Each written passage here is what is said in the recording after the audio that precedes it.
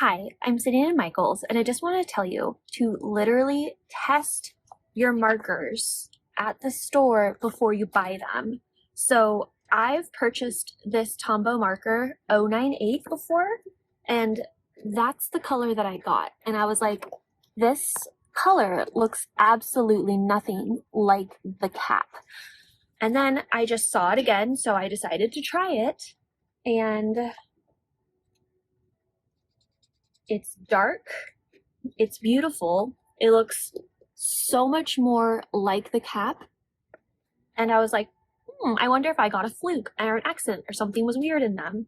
So I tested another 098, both 098s. Look at the difference. Like, such a difference. I got even, like, I feel like mine was even lighter than that. If you can see my 098, where is it? Right there. Compared to these, very big difference.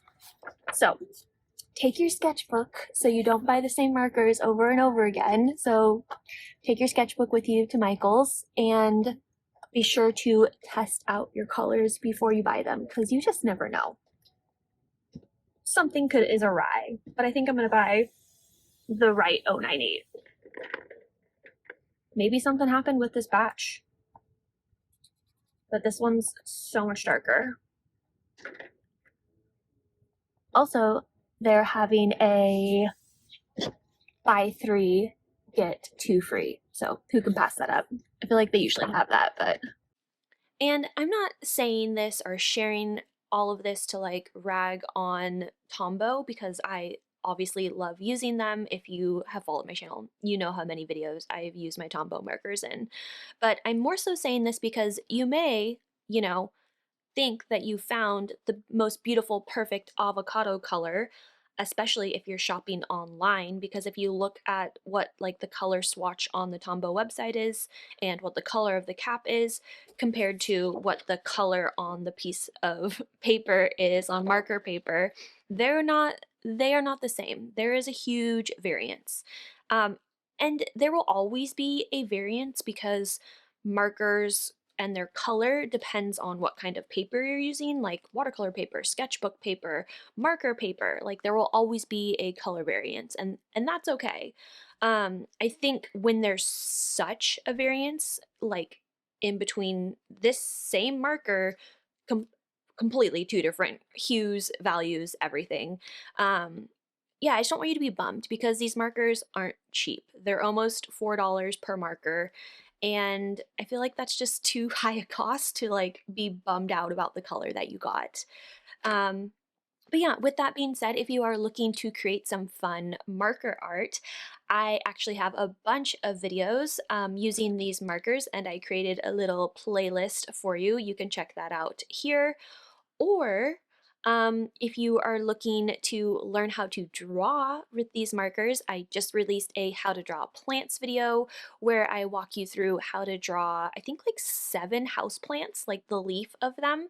And then I use my Tombow markers and I share with you how I get brilliant colors and really fun textures.